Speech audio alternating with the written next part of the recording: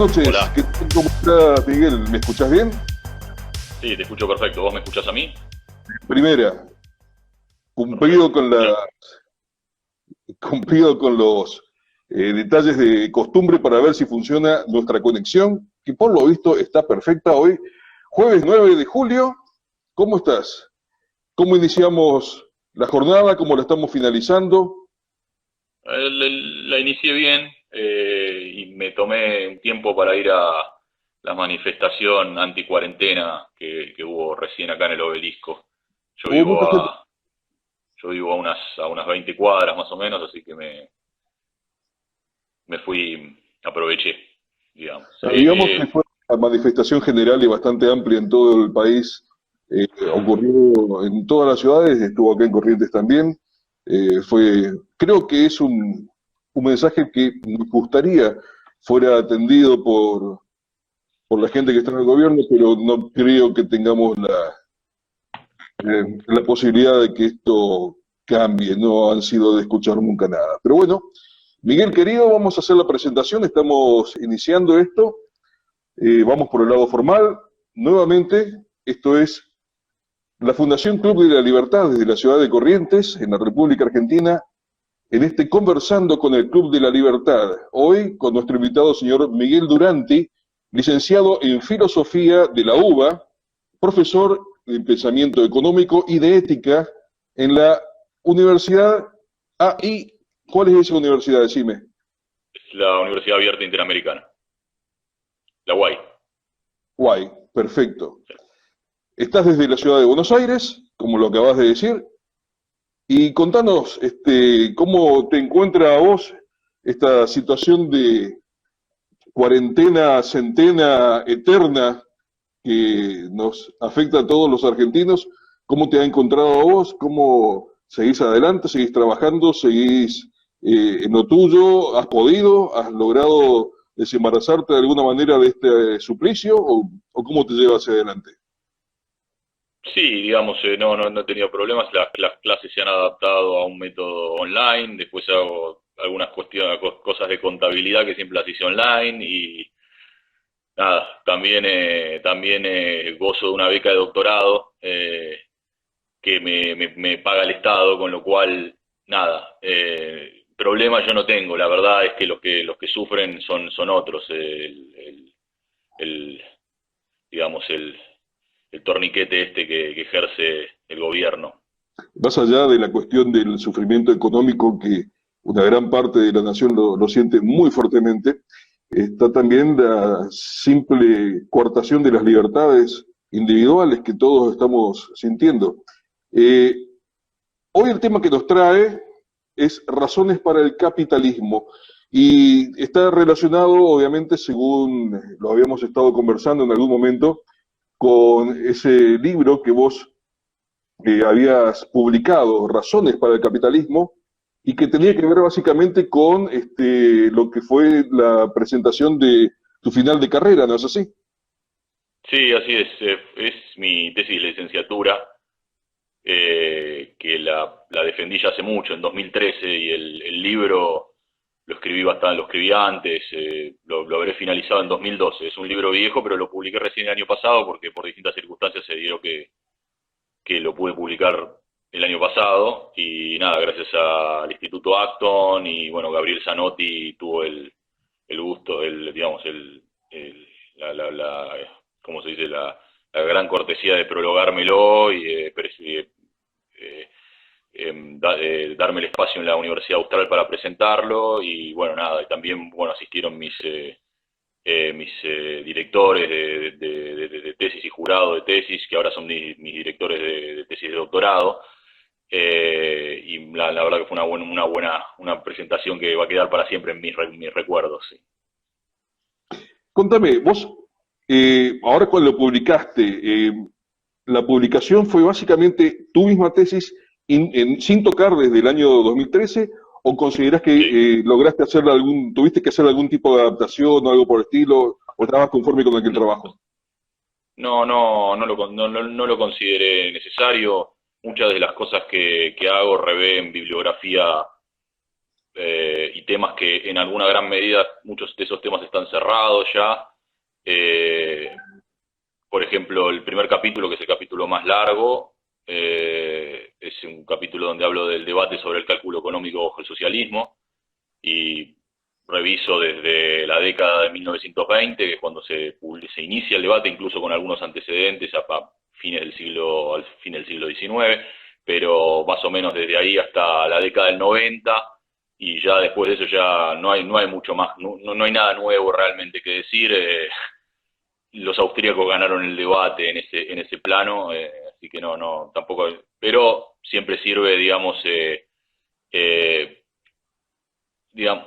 me interesa al escribir el libro en general, pero ese capítulo en particular era, digamos, pues yo me dedico a la filosofía, no soy economista, pero lo mío era presentar un debate que los filósofos políticos tienen que absorber, que ocurrió, y de la cual la mayor parte de los filósofos políticos lo ignoran por completo. Y acá uno podría citar a los más destacados filósofos políticos. Estoy pensando incluso en John Rawls, que, digamos, él se considera que el capitalismo es un sistema que no puede hacer, donde no se pueden hacer valer sus principios de justicia. Y esto es bastante preocupante, y en rigor también no hay razones para esto más que un mero sesgo anticapitalista, porque en realidad le bastaba incluso cruzarse al departamento de economía de Harvard y ver lo que estaban haciendo profesores como János Kornai, que es un húngaro que emigró a Estados Unidos y que fue profesor en Harvard muchos años, y podría haberse interiorizado de todos los aportes que hizo, particularmente en un libro de él que se llama Economía del desabastecimiento, que es un libro muy famoso, y otros papers más cortos, sin ni siquiera llegar a leer el libro, papers como el proceso de reforma de la economía húngara, por ejemplo. En fin, son donde Kornai, digamos, lo que hace ahí es aceptar por completo las tesis que Mises y Hayek defendieron en los años 20 y 30 acerca del socialismo, ¿no? Y como lo incorpora dentro del lenguaje o de la jerga económica de la microeconomía, de la restricción de presupuesto, y todo eso fue muchísimo más aceptado, ese libro, pero él destaca todo el tiempo que digamos, el enfoque austríaco de la empresarialidad es un punto fundamental, obviado por todos los economistas que se dedicaron a estudiar estos temas, ¿no? Te hago una consulta, obviamente, principalmente desde el punto de vista no catedrático. Yo soy un libertario que sale definitivamente desde el sentido común antes que de lo catedrático. Me estoy formando de a poco, sinceramente, pero mi pregunta ante una persona que tiene un doctorado en filosofía política en estas cuestiones es, el debate ese que vos mencionás, sigue abierto, sigue constantemente evolucionando, digo, pasando tantos años, pasando tanta agua bajo el puente, ¿sigue sin clarificarse definitivamente o es simplemente alguna forma de testarudez por cierta parte No, desde mi punto de vista es simplemente una forma de testarudez. Reviendo ya la última etapa del debate, que ya entrados los años 90, ya no queda, sí, quedan marxistas cuadrados que no reconocen el punto austríaco, el punto acerca de la imposibilidad de cálculo económico en ausencia de un mercado de bienes de producción. No quedan todavía de esos, pero ni siquiera es así. Cuando uno lee ya a los socialistas de mercados de la década del 80 y la década del 90, ellos todavía tienen que explicar, hacen un esfuerzo por explicar por qué lo que ellos proponen todavía sigue siendo socialismo. Cuando uno lee la propuesta de John Roemer, por ejemplo, que es un economista que todavía está, creo que, no sé si está jubilado ya, pero era economista en Yale, Y la propuesta de Roemer básicamente deja de lado las empresas estatales, eh, eh, incluso las empresas estatales, quiero decir que era un punto central del socialismo de mercado 30, de Lange, por ejemplo. Y tienen que, digamos, tiene todo que explicar, y lo que propone es una especie de método donde prácticamente todo es privado, pero hay un conjunto de empresas, de grandes empresas que son públicas en el sentido de que cotizan en bolsa, pero en vez de cotizar en bolsa con acciones, lo que van a tener es un mercado de bonos, y ese mercado de bonos se reparten a todos los ciudadanos mayores de 18 años, obviamente, y cada persona tendría una cuota aparte de estas grandes empresas, digamos. Ese es el método, pero los bonos no se pueden intercambiar en un mercado aparte, digamos, no hay mercado de capitales. Ese sería el único rastro de socialismo que queda en este socialismo de mercado. Y nada, yo analizo también esa propuesta, como para darle un punto final, pero digamos ya con lo que decía este otro economista que yo te había ya mencionado, János Kornai, en las décadas del 70 y 80, ya está terminado el debate, digamos. Se aceptan por completo las conclusiones austríacas y se acepta lo que dice él, digamos, que el socialismo produce un desabastecimiento que es, en las palabras de él, generalizado, crónico y agudo. O sea, generalizado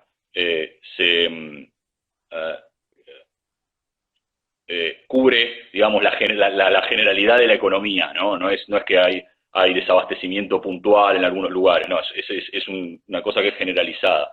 ¿Qué más te dije? Crónico. Es crónico porque no depende de factores estacionales, sino que es el punto de equilibrio del socialismo. El socialismo tiende al desabastecimiento. Y no me acuerdo cuál era el crónico, general, y agudo, y es agudo, o sea, el grado de desabastecimiento que ocurre siempre en una economía socialista es muy amplio, hay mucha demanda que no queda, que queda sin satisfacer, digamos. Esa es, digamos, la conclusiones del trabajo de Kornai. Y Kornai lo liga todo esto al debate sobre el cálculo económico y a la cuestión de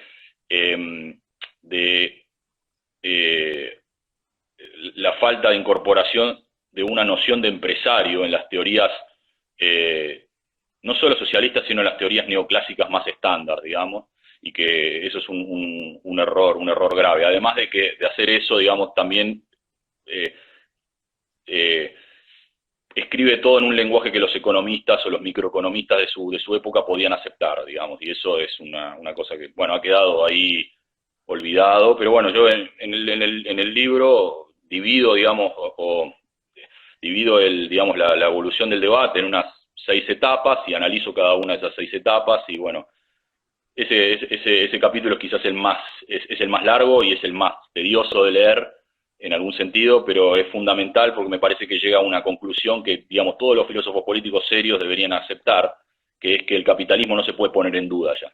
Después podemos discutir qué grado de intervención puede haber en el Estado, en el mercado, quiero decir, pero ya que me vengas a discutir el capitalismo en sí, digamos, es algo digno o sea, te tenemos que poner donde ponemos a los terraplanistas, a los astrólogos y a los vendedores de lámparas de sal del Himalaya, no sé cómo decir.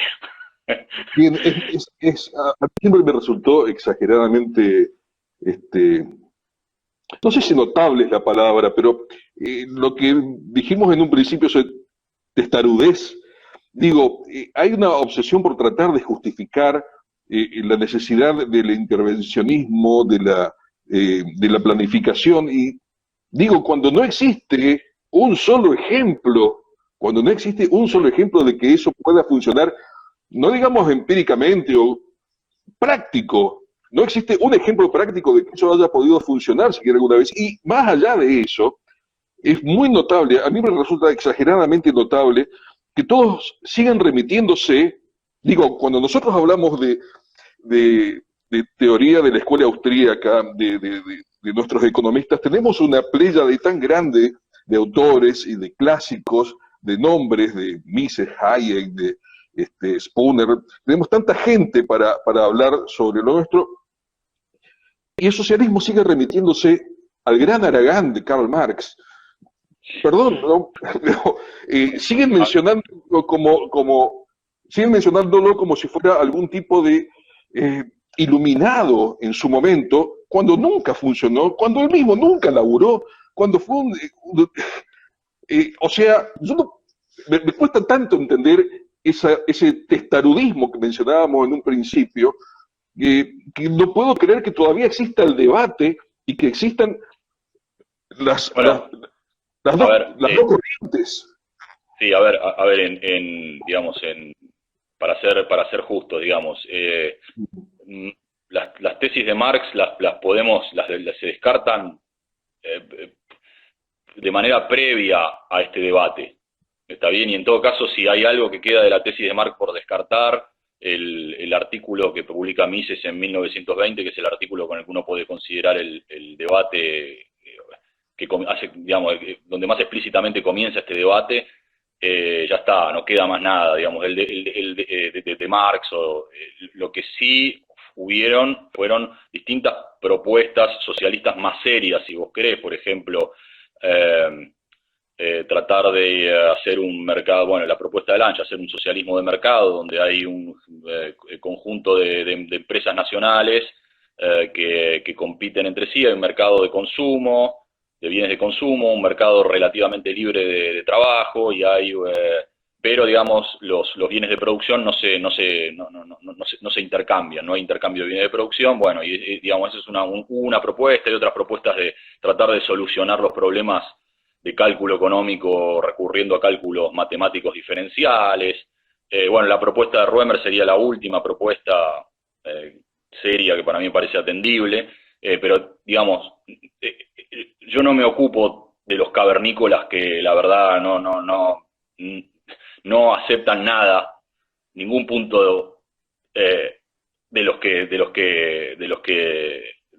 trataron de, digamos, de colocar Mises y Hayek, ¿no? Eso quedaría digamos, tal vez no quedaría para un libro académico ya, me parece. Sí, digamos, para terminar, digamos, sobre esto, sí, digamos, una cosa que vos decías, el marxismo sí sigue gozando de este prestigio académico, no en los departamentos de economía, pero en sí los departamentos de filosofía un poco, aunque en mi facultad en filosofía Marx no se da, sorprendentemente. Si lo querés ver, lo tenés que ir a ver en las materias como historia, o en materias de historia, o en materias tal vez de seminarios específicos sobre el tema, pero no forma parte del corpus general de la carrera. Pero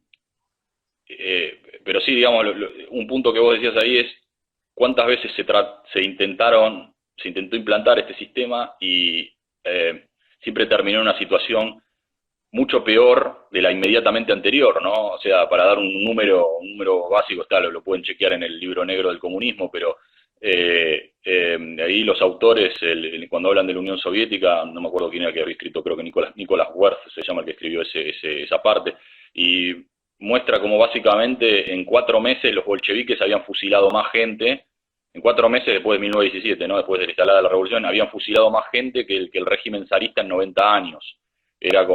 Fue como un despliegue de violencia inmediato, digamos, entonces ni siquiera, o sea, si uno compara incluso con la situación inmediatamente anterior, no tiene parangón, ¿no? Bueno, nada, después el libro habla los 2 capítulos siguientes hablan hablan del intervencionismo de mercado, el capítulo 3 habla de intervencionismo monetario, es un capítulo con el que es el que estoy más insatisfecho ahora que lo releo con el tiempo, digamos, pero digamos todavía sigo creyendo que las conclusiones que más o menos defiendo ahí son las correctas. Esto es defender un sistema de free banking, aunque en condiciones en las que estamos, en condiciones donde hay un Estado que puede ejercer, digamos, el monopolio de la violencia y puede en cualquier momento intervenir el sistema bancario, digamos, creo que por ahí es mejor un sistema de encaje de 100% como el que defendían Rothbard y Huerta de Soto. y que también antes han defendido otros economistas. Y nada, después la segunda parte es una parte más filosófica, es la parte de filosofía política, digamos, donde ya digo, simplemente no alcanza con defender al capitalismo desde el punto de vista de las consecuencias, desde el punto de vista de los beneficios económicos, de la prosperidad que traería, sino que hay que avanzar a un argumento moral para defenderlo, ¿no? Y bueno, las razones que doy para esto es que, bueno, creo que uno no entiende gran parte de la motivación humana si uno deja de lado el rol que la ideología cumple en la historia, ¿no? Y esa, digamos, el convencimiento ideológico es en gran medida un convencimiento moral. Esto es, Claro. las personas no cruzaron la mitad del mundo conocido para enrolarse en una cruzada y matar infieles, por ejemplo. Sí, estaba la propuesta de las coblas, ¿no? La propuesta del cielo y el infierno, estaba esa tentación, pero digamos, principalmente lo hicieron por convencimiento moral, o pensemos, por ejemplo, en la Primera Guerra Mundial, cuando cientos de miles de jóvenes, incluso menores de edad, diría uno, niños con 16 años, que se enrolan por un fervor patriótico para defender a la patria, ¿no? Entonces, ahí lo que hay es un convencimiento moral que motiva a la acción, y que motiva a generar grandes sacrificios. Entonces, uno tiene que entender eso, uno tiene que entender, a ver, lo que quiero decir es esto, si uno trata de convencer a la gente de que realice sacrificios para tratar de instalar un sistema de instituciones liberales, sea desde el anarcocapitalismo o un sistema como la economía social de mercado, no sé, imagínate todo lo que hay en el medio, si uno trata de convencerlos por las consecuencias económicas, las personas no van a hacer los sacrificios que son necesarios para tratar de instaurar ese sistema. Porque el capitalismo no le propone, te propone o de mi punto de vista, te puede llegar te garantiza que va a ser, digamos, el maximizador de el bienestar general, ¿no? Pero lo que no te puede prometer es un beneficio particular a vos, a cada persona en particular. Entonces hay muchas personas que van a tener que renunciar a beneficios que son muy claros, que los reciben en un sistema estatista, con una propuesta muy incierta de mejora. Entonces, siendo las personas en general aversas al riesgo, no van a tender a caer en esta, sí, puede ser que tu sistema me traiga mayor prosperidad general, incluso puede ser que me traiga mayor prosperidad a mí, pero la verdad que no sé. Entonces, no los vas a convencer por ese lado. Ahora, no van a hacer los sacrificios que hay que hacer si uno va por ese lado. Ahora, si están convencidos moralmente de eso, sí van a realizar los sacrificios que hay que hacer. ¿Se entiende? Es cierto, cuando vos mencionás ese punto de vista, claramente la libertad implica la responsabilidad, la necesidad de la responsabilidad de parte de cada uno, con lo cual está en tus propias manos tu evolución, tu capacidad de encontrar esa felicidad al final de tu camino, o cuando Sí. menos al final de cada día. Cuando mencionás también el hecho de que en algún momento, por una cuestión de inmolación moral, Sí, eh, igual aclarar una sí, cosa respecto a esto. O sea, estoy simplemente haciendo una descripción sin valorar la clase de sacrificios que se hicieron. Si yo considero, digamos, el enrolarse en un ejército para morir, para salvar la patria, y más en el contexto y en el cómo se dio esa primera guerra, pensando en todo eso, lo considero como algo completamente irracional. No estoy haciendo una defensa del irracionalismo, justamente estoy diciendo que la gente actúa por convencimiento moral, y lo que tenemos que hacer los filósofos políticos es dar un sistema de moral racional para combatir este problema, para evitar que la gente por convencimiento moral gire hacia morales irracionales, digamos. Eso es algo no, que quiero decir. Estoy haciendo una defensa del irracionalismo en ningún sentido, no, ¿no? Eso. pero a la vez ahí en esa referencia creo que se marca un gran punto. Aquella gente que a principios del siglo pasado eran capaces de enrolarse, de inmolarse en una causa que hablaba de un nacionalismo, de la defensa de la patria, etcétera, etcétera, vivía en un ámbito bucólico, rodeado de una falta de conocimiento y de ignorancia, una ignorancia muy grande, muy distinta a la que tenemos hoy, muy distinta a la que mayormente el liberalismo accede y le permite a la gente acceder. A partir de eso es que la política socialista de hoy en día, buscando ese mismo tipo de reacción moral y de sacrificio por parte de la gente, pretende mantener a la gente en aquella ignorancia, en ese formato de poca información, donde no es el individuo y su capacidad y su propia posibilidad de mejora y de salir adelante a partir del conocimiento y la que prima como forma ideológica. El socialismo necesariamente funciona necesariamente en base a la ignorancia de la gente, a la poca información y a la necesidad de esa gente de contar con un Estado que la proteja de lo que sea, principalmente de su incapacidad.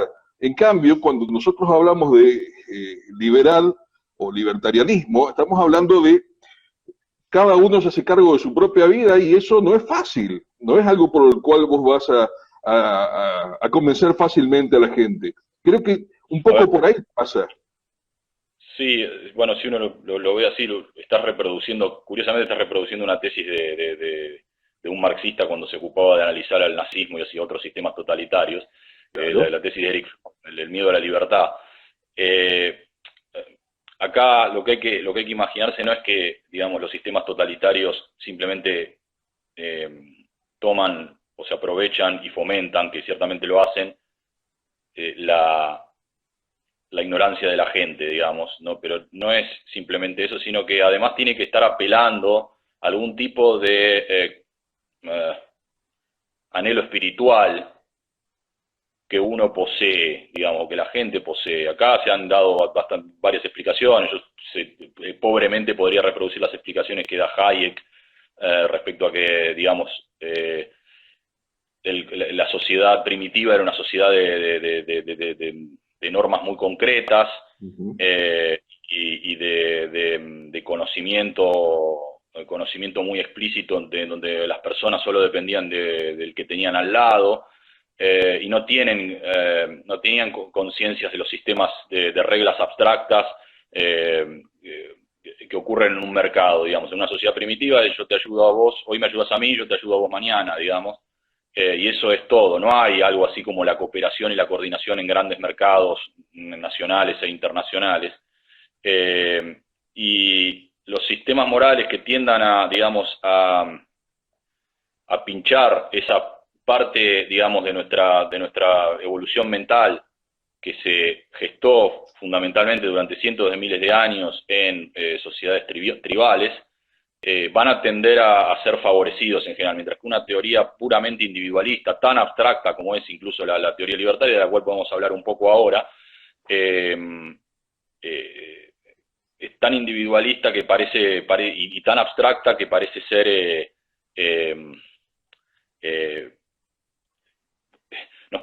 parece que nos deja sin un sentido de la identidad propia, ¿no? Que no creo que sea cierto en realidad eso, pero me parece que es así. Me parece que hay razones de peso por las cuales la mayor parte de la gente lo percibe de esa manera. Correcto. Contame, saliendo un poquito del lado de la filosofía política y todo esto que eventualmente, ciertamente es tu campo de experticia, ¿cómo estás viendo vos estos últimos tiempos de evolución respecto a las posiciones políticas, no ya de los gobiernos o de los candidatos, sino de la gente misma? ¿Cómo notás vos el acercamiento de la gente a partir quizás de de las universidades, a partir de las cátedras, a partir de tus propios alumnos. ¿Cómo sentís que hay que la nueva camada de gente se aproxima a estas ideas de filosofía política? Sí, sí, hay ciertamente, cuando yo empecé con estas ideas, estudiar esto en el año 2002, por suerte mi padre tenía en su biblioteca Camino de Servidumbre de Hayek y 6 lecciones sobre el capitalismo de Mises, libros que yo siendo más joven, porque yo ya estudiaba filosofía desde bastante antes en realidad, me habían pasado, recuerdo haber tenido Camino de Servidumbre en la mano y haberlo descartado rápidamente, como decir esto no sé por qué es importante, si yo me dedico a leer existencialismo, a leerlo a Sartre, a Camus, en fin, a otros autores, que en algún punto han sido también importantes para mi desarrollo, pero sobre todo Camus. Pero bueno, y no había nada, era un páramo, no había... estaba el programa de Alberto Venegas Lynch, me acuerdo, Contracorriente, que salía por ese canal, algún canal de esos de cable, creo que era Plantas y Escritorios, me sale, PIE, Política y Economía, creo que era una cosa así, era Política y economía, sí. Sí. Creo helechos. Sí, sobre todo había helechos y había densas redondas, sí, era eso. Había muchos programas, me acuerdo, el programa de Roberto Kachanowski, el Informe Económico, en fin, pero en general era un páramo. Y desde hace 5 años, como decirte, 2015, empecé a notar digamos, un interés cada vez mayor por estas ideas. Y bueno, los alumnos que me tocan a mí, la verdad que, nada, no puedo, o sea, me sorprende, o sea, realmente, por ejemplo, el primer día les digo, bueno, miren, para el final les dijo este libro vamos a ver, durante la cursada, vamos a ver este libro de Hazlitt, que se llama La crítica de la nueva economía, que es una crítica de la teoría general de Keynes, y después para el final quiero que me lean este libro, que es mucho más simple, que se los voy a tomar junto con los otros temas, que es La economía, una lección. Es un libro clásico que probablemente debiste haber leído, es un libro que inicia a mucha gente, ¿no? Y en las ideas económicas de la libertad. Y un alumno me saca el libro y me dice no, yo ya lo tengo, profesor, me saca el libro, el libro, no es una fotocopia, no, me saca el libro, me dice, no, ya tengo el libro, lo llevo a todos lados. Bueno, está bien, y bueno, a partir de ahí me di cuenta que había como me venía dando cuenta de antes, ¿no? Pero nada, en ese momento fue como decir, bueno, algo está pasando acá, ¿no? Y he tenido otras instancias similares, una vez que creo que lo relaté por Facebook, venía caminando por la calle, acá por el barrio de Once, y llego acá a la esquina de Corrientes y Pasteur, y escucho una voz en inglés que sale de un kiosco de esos abiertos 24 horas, ¿no?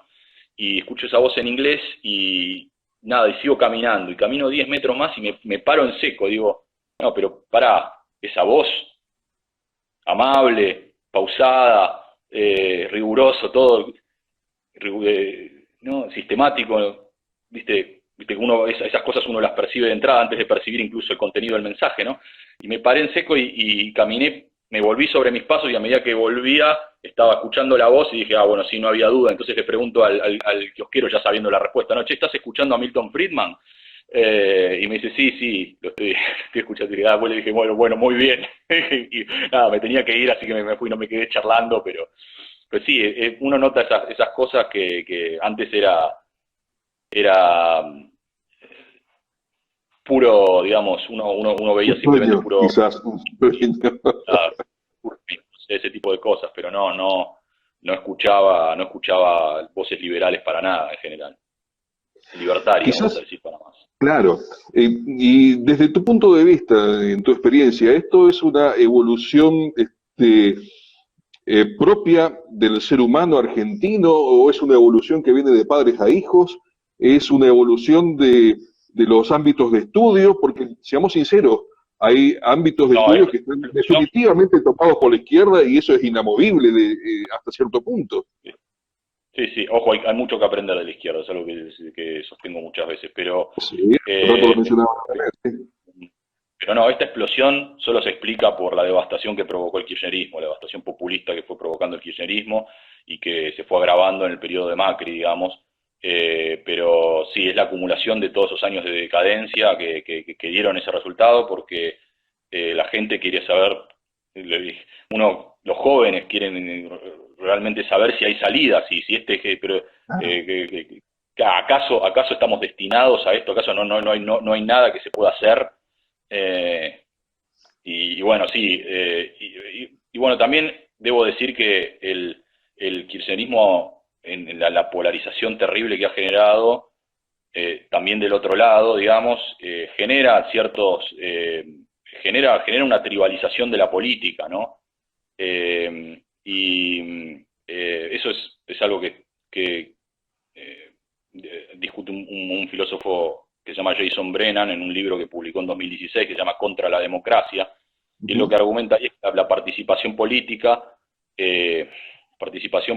lo que hace es enfrentarnos más y más, digamos. Él dice que, digamos, uno podría pensar en tres tipos ideales de ciudadanos, ¿no? Tres tipos que se dan en una democracia donde hay voto. Tenemos por un lado los hobbits, que son la mayor parte de las personas, que son políticamente, son apolíticos, que son apáticos, tienen muy poca información y simplemente les interesa más o menos seguir con su vida. Esa es la mayor parte de la población, digamos, en algún sentido. Gente con muy baja información política y políticamente apática. Después, por otro lado, están los hooligans, ¿no? Los hooligans serían los que experimentan la política como si fuera un partido de fútbol, ¿no? Son barra bravas de la política. Los fanáticos, sí. Y los hooligans están informados políticamente, pero están informados de una manera tan sesgada que solo ven, digamos, todo lo que... Y son parte de todos los equipos, están en todos lados, o sea, ese sesgo irracional casi es algo que se ve y es parte de la confrontación. Y la participación política lo que hace básicamente, bueno, y en última instancia serían una mínima minoría que serían los vulcans, que es que, digamos, los vulcanos, está tomado de ahí el término, esos términos que son muy graciosos, sí, exacto, que son, digamos, las personas que tratan de considerar las cuestiones de manera fría, tratando de sopesar costos y beneficios, y en general, habida en las tesis, digamos, los papers de filosofía política, lo que se conoce como democracia deliberativa, esta idea de que la democracia lo que hace es mejorar a los sujetos, los hace ser más conscientes, el debatir democráticamente o la participación política democrática los hace ser más conscientes de las necesidades de otros, más abiertos, en fin, todo ese tipo de cosas, y Brennan dice, no, esto no es así. Lo que hace la participación política es agarrar a los hobbits y transformarlos en hooligans, ¿no? Y digamos, una vez que se da ese proceso, de un lado se forman hooligans y del otro se forman hooligans en respuesta. Claro. Y nada, en última instancia, si se forman hooligans liberales, yo lo entiendo perfectamente. ¿Qué voy a decir a esta altura? Realmente no puedo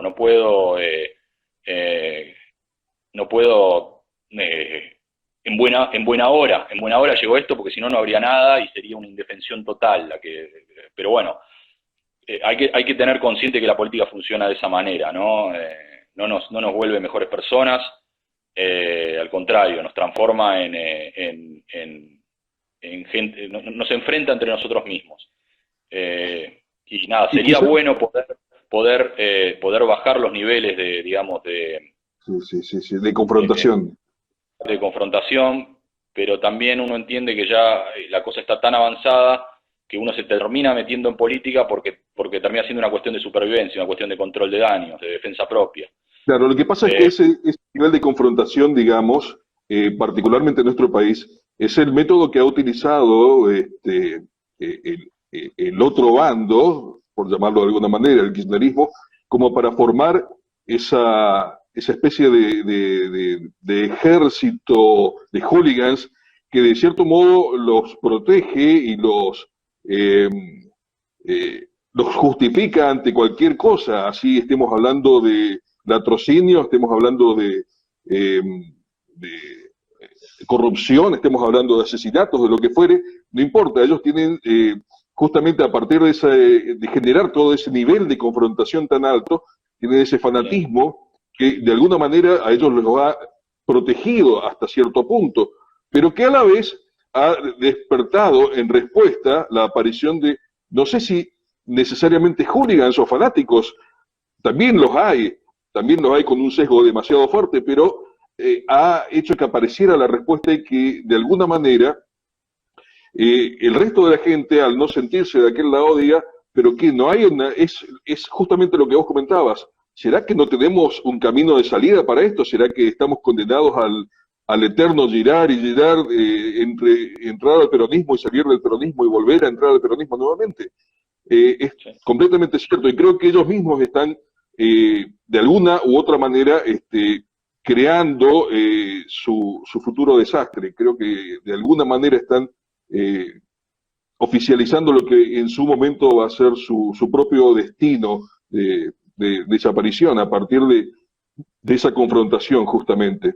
Porque a partir de la toma de conciencia de la gente de que el comercio, el intercambio, la libertad y todo lo que nosotros de alguna manera siempre estamos promoviendo, es lo que le va a permitir a todos tener su propio acceso a la felicidad.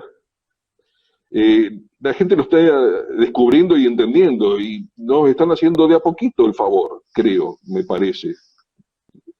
Quisiera no estar muy equivocado o ser simplemente un tonto esperanzado en ese aspecto, pero bueno, es lo que me parece que se ve. Bueno, y más allá de lo que me estabas comentando, eh, ¿ves un crecimiento en el interés, digo, sos profesor, digo, Sí, no, una cátedra interesante, ¿ves un crecimiento en el interés respecto de tu ámbito? sí, sí, sí, indudablemente veo eso. Eh, no, no, algo que sí, como ya dije antes, no hay, antes realmente era un páramo y ahora veo gente dedicada más a estudiar estas ideas, digamos. También veo gente que las defiende sin ni siquiera entender sus fundamentos básicos, por eso también decía hay hooligans en la, en el liberalismo también, pero a esta altura es hasta es algo ¿no? Eh, no sé si acerca no sé si querés que hablemos un poco de la filosofía libertaria en particular, Vale. y te cuento un poco después qué es lo que estoy haciendo yo ahora, digamos. Vale. En el capítulo 4 es donde, el capítulo 5 me dedico a criticar a John Rawls, que es el filósofo político más importante del siglo XX. Lo trato de criticar desde tratar de hacer una crítica lo más interna posible, y lo critico desde la filosofía política de von Mises. No estoy muy seguro, yo creo que capté una buena intuición cuando escribí ese capítulo. De hecho, creo que si hay un aporte original, está en el libro, está mucho en ese capítulo. Y después el capítulo 4, que es el capítulo anterior, ahí sí trato temas que son más directamente, que tienen más directamente que ver con la teoría libertaria en sí misma.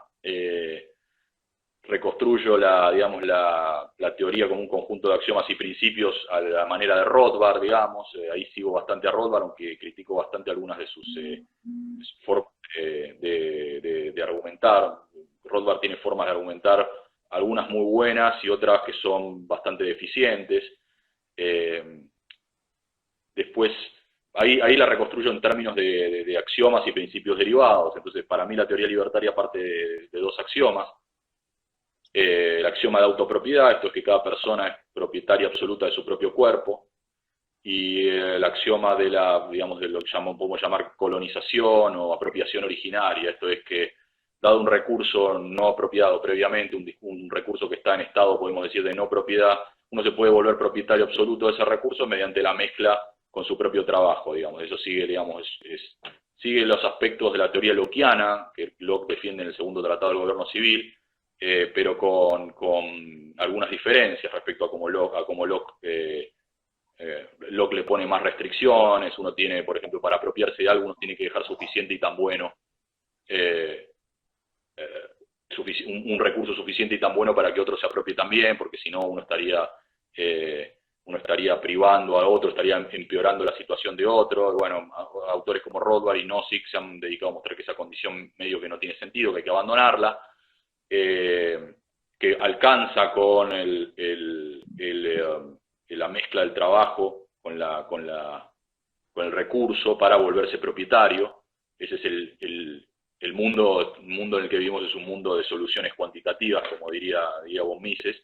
Y bueno, el trabajo es necesariamente la forma en la cual uno puede establecer, es la única forma que se nos puede ocurrir, establecer un lazo diferencial entre el individuo y la cosa apropiada, ¿no? Porque la única alternativa que hay es que uno se vuelva propietario por el mero declararse propietario de algo, ¿no? Yo me vuelvo propietario de todo esto que veo, por ejemplo, ¿no? Y eso sí, cualquier libertario te diría que es completamente arbitrario y completamente injusto, ¿no? Irracional, inclusive. Sí, y bueno, y de ahí se deducen una serie de principios. El principio de transferencia, esto es que si yo soy propietario de mi propio cuerpo y si yo soy propietario de aquello que obtuve mediante mi trabajo, bueno, yo puedo transferir cualquier bien del cual me haya hecho propietario en las condiciones en las que a mí me parezcan correctas. Después el llamado principio de no agresión, esto es, si yo soy propietario absoluto de mi propio cuerpo, soy propietario absoluto de aquello que obtuve mediante mi propio trabajo, que obtuve mediante transferencia legítima, bueno, entonces ninguna persona tiene derecho a hacer uso iniciatorio de la fuerza contra la integridad física de la propiedad, sea de mi cuerpo, sea de mis bienes materiales, ¿no? Y el tercer principio, que es el llamado principio de rectificación, siguiendo el lenguaje que usa Nozick. El principio de rectificación lo que dice es que si hay alguna violación del principio de no agresión, por ejemplo, si se revela, por ejemplo, que hubo una transferencia ilegítima donde me dio fraude, o si hubo agresión a la integridad física del cuerpo de una persona, en fin, si hay eso, tiene que es una injusticia y se tiene que rectificar. Y bueno, después, a partir de ahí uno tendría que pensar ciertas teorías del castigo para complementar ese principio de rectificación, pero en principio solo, digamos, la teoría libertaria es nada más que eso. Son esos dos axiomas y esos tres principios, y nada más, digamos. No hay nada que agregar. La teoría libertaria no se ocupa de nada más que no se ocupa nada más que de responder a la pregunta de cuándo está justificado el uso de la violencia, digamos. Entonces no es una teoría acerca de cómo hay que vivir la vida, no es una doctrina comprensiva para usar el lenguaje de Rawls. Simplemente es un marco general de principios morales para estructurar un sistema legal donde cada persona pueda, digamos, realizar como mejor le parezca su propia vida, sin interferencia de otros, ¿no? O con la interferencia reducida todo cuanto sea posible, en fin. Algo tan simple, tan fácil de entender y definitivamente tan peleado, tan resistido, estúpidamente resistido de todos modos. Cuando uno lima los detalles, hay obviamente mucho que discutir. Yo no pretendo que esto sea no pretendo es una teoría moral y no pretendo que sea una teoría completa. Esto es, por completa entiendo porque está demostrado que ni la matemática es completa, o sea que digamos que del conjunto de los axiomas se pueden deducir la totalidad de los teoremas que uno quiere demostrar, ¿no? Si eso es cierto en matemática, pensémoslo en una teoría moral que en gran medida, con la teoría política que en gran medida uno a veces se pregunta si lo que uno está haciendo no es en el fondo una especie de magia a veces con las palabras, combinándolas de cierta forma para que nos dé algo que nos dé, digamos, un punto de Arquímedes de referencia, ¿no? Bueno, algo que muchísimas veces hizo la izquierda del marxismo a partir de la dialéctica, obviamente. Sí, bueno, ahí hay mucho para hablar sobre eso. Bueno, igual en ese capítulo, bueno, después discuto otras teorías, discuto algunos aportes de Robert Nozick, la teoría digamos, el famoso argumento de Will Chamberlain, habla alguno lo debe haber leído, es este argumento del basquetbolista que la gente lo iba a ver, y como consecuencia de que la gente estaba dispuesta a pagar una entrada para verlo, bueno, Will Chamberlain se volvía mucho más rico, digamos, y Nozick se pregunta si acaso es injusto que Chamberlain sea más rico que los demás. Y bueno, concluye que no, concluye que las personas han ido ahí libremente, libremente han colocado a Chamberlain en la posición de mayor riqueza en la que está. No han gastado su dinero, podrían haber gastado su dinero, dice Nozick, en ejemplares de la Monthly Review, que es una revista marxista, pero no, prefirieron gastarlo en ¿cómo se dice?, en verlo a Chamberlain. Y bueno, ese argumento es un argumento que en realidad uno ya lo puede rastrear bastante antes, incluso en el libro El socialismo de von Mises, que es de 1922, uno ya encuentra esa clase de argumentos. Entonces, que el capitalismo es una especie de democracia económica donde cada persona tiene el lugar que tiene por los votos depositados por los consumidores, ¿no? Esto es Si querés podés transferir eso mismo a los artistas mediocres, a los artistas, no quiero decir a los artistas argentinos en general, pero en general a aquellos artistas mediocres que buscan o pretenden tener la subvención del Estado ante el hecho de que no son ni los Rolling, ni son Earth, and Fire, ni son ninguna de esas bandas que son capaces de conseguir que la gente vaya y les dé su entrada, por el mero gusto de escucharlos, o sea, cuando el artista no tiene la capacidad de convocar, cuando el deportista no tiene la capacidad de convocar, de alguna manera busca justificar que se lo mantenga, por lo menos en esta parte del mundo. Eso es más o menos cierto en todas las profesiones. Yo voy a decir, como ya te dije, yo recibo una beca del Estado. Yo no pretendo que eso sea justo, eso es completamente injusto. Pero no voy a disfrazar el hecho, digamos. No debería haber becas estatales, no debería haber educación estatal, no, en fin. Ahora, si encima querés darle, si uno quiere darle, ¿cómo se dice? Uno quiere transmitirle el prestigio de la autoridad moral a lo que uno hace, bueno, sí, la verdad que no, yo nunca lo he podido hacer, digamos. En última instancia estoy hablando contra mis propios intereses, así que no creo que haya mayor objetividad que esa. No puedo, en ese aspecto no puedo. Y lo que sí, digamos, bueno, otras cosas que hago, también discuto argumentos en favor del Estado mínimo y el anarcocapitalismo.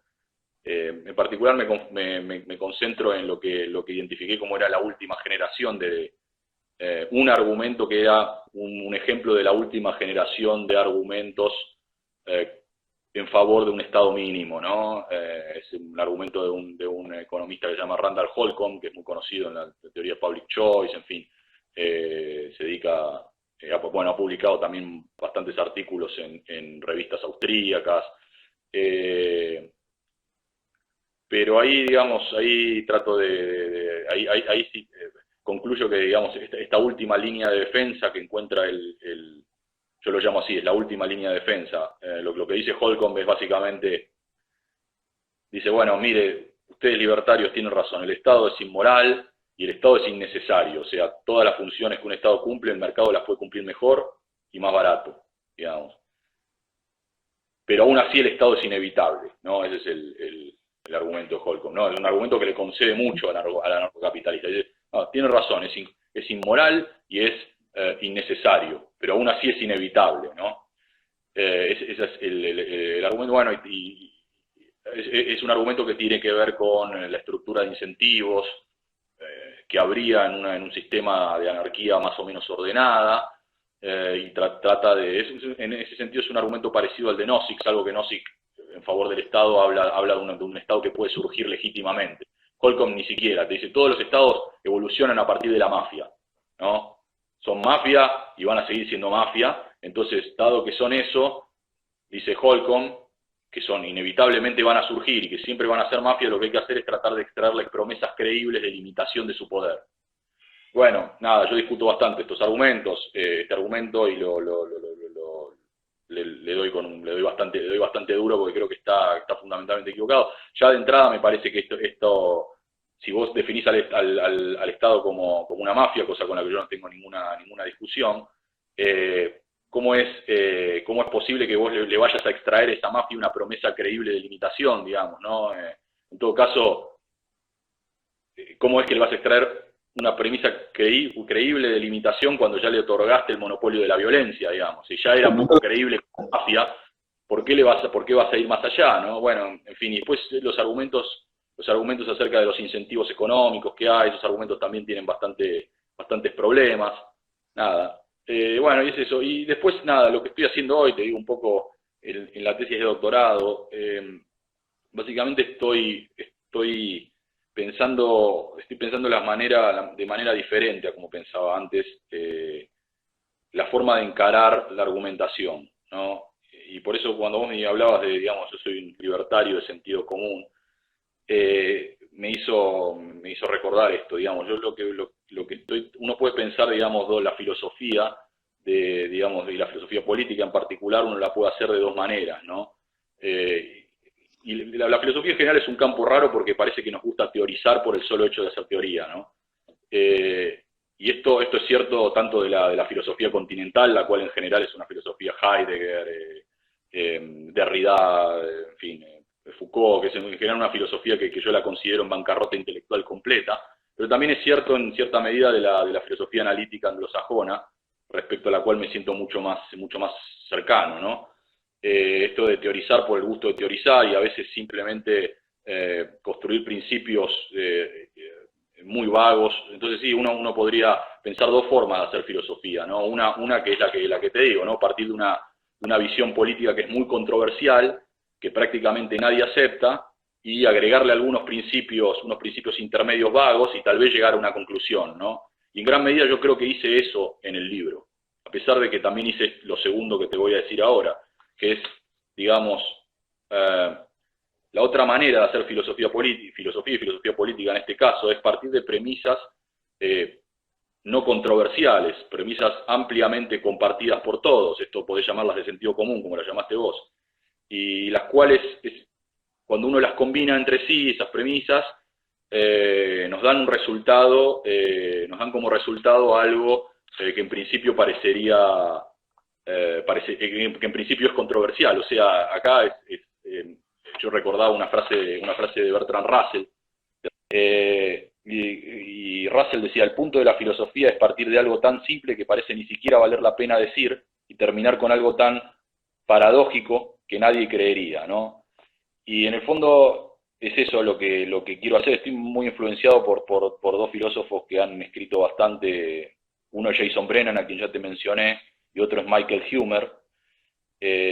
Y en lo que estoy trabajando es básicamente en ese enfoque donde parto de conjuntos de principios morales que todos aceptamos en la vida cotidiana, y a partir de eso tratar de llegar a distintos tipos de conclusiones bastante controversiales, como que la autoridad política y el Estado no están justificados, digamos, sería mi objetivo. Entonces, básicamente lo que estoy haciendo es escribiendo lo siguiente. Estoy tratando de hacerme la pregunta siguiente. O sea, si lo que el Estado te hace te lo hiciera el verdulero de la esquina, ¿cómo lo llamarías? Bueno, y formulo esa pregunta de manera 50 veces distinta, digamos. Y en función de eso voy tratando de llegar a estas conclusiones que son controversiales en contra de lo que en general llamamos la autoridad política, ¿no? que incluye la obligación política del ciudadano, y la obligación política del ciudadano de obedecer la ley, y la legitimidad del Estado de mandar, digamos. Y eso es lo que voy a hacer, plantear de 50 maneras diferentes esa pregunta y tratar de ver a dónde me lleva, ¿no? Aunque medio que tengo bastante decidido, ya tengo bastante fijado dónde me lleva, estoy bastante avanzado en algún punto sobre estas cosas. Eh, Formidable. Miguel, vamos a ir concluyendo. Te quiero hacer una sola pregunta. El canal por el que estás ingresando a Instagram es tu cuenta propia, ¿no es cierto? Así es. Acá, no sé si... Simplemente te lo pregunto porque tu cuenta se llama End the Fed. O sea, terminemos con la Fed. Sí, Imagino que sí, perfecto, esa misma es. bueno, Eh, dame simplemente una cosita así chiquitita a partir de eso que yo también apoyo. Terminemos con la Fed. Es lo mismo que dice nuestro querido amigo Javier Milei, que hay que ponerle la bomba al Banco Central. Sería más o menos lo mismo. sí. Contame, en the Fed, ¿de dónde viene? No, la Reserva Federal, digamos, es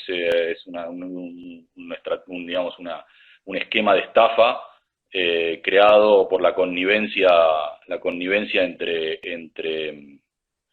entre los Gobiernos. bancos y los gobiernos, y parece mentira que muchas veces en la literatura económica especializada sobre estos temas, donde ha habido tanto estudio sobre los grupos de interés, ha habido tanto estudio de Public Choice, por ejemplo, eso acerca de los grupos de interés, y este tema queda como, no, bueno, pero en el fondo la Reserva Federal es un fenómeno, algo necesario para estabilizar el sistema cuando hay crisis. Y bueno, quienes defienden el free banking, quienes defienden el 100% de encaje de reserva, han mostrado que no es así, que un sistema tanto de free banking, en general de free banking, que es donde uno puede encontrar ejemplos en la historia, es mucho más estable y mucho más... te garantiza, digamos, un poder adquisitivo del dinero estable o dependiendo qué enfoque, ahí yo no soy lo suficientemente especialista para responderte a eso, pero o dinero estable o una deflación leve, permanente a lo largo del tiempo, digamos. Nada, la Reserva Federal, digamos, desde que se instauró en 1913, el dólar se ha devaluado en un 98% más o menos. La onza de oro, antes de que Roosevelt devaluara el dólar, estaba antes de la Gran Depresión, digamos, o durante la Gran Depresión, porque Roosevelt entra justo en el medio, estaba en $20. Hoy una onza de oro está a unos $1.800 tal vez, no sé, ahora tendría que ver cuánto cerró, pero ha estado en $1.800 la onza. Yo creo que aquí mismo tenemos todo un tema para un conversando más, Miguel. No quiero que lo extendamos porque, bueno, ya nos hemos sobrepasado en demasía. Tu tiempo ha sido más que generoso con nosotros. Te agradezco infinitamente. Estuvo realmente muy bueno el conversando. Lo hemos, yo y todos los comentarios de la gente que estuvo dando vueltas y que ciertamente se cayó cuando se nos cortó a nosotros y volvió a subirse nuevamente un montón de gente a seguir el final de esto. Te agradezco muchísimo. Desde Corrientes vamos a estar esperando para tenerte en algún momento en vivo con nosotros, quizás en alguno de los congresos, en alguna de las ponencias, en alguno de los eventos en vivo que hacemos. Muchísimas gracias, Miguel Duranti. Un placer, gracias, y las palabras son para vos. Un gran saludo, muchas gracias. Nos vemos. Chao, chao.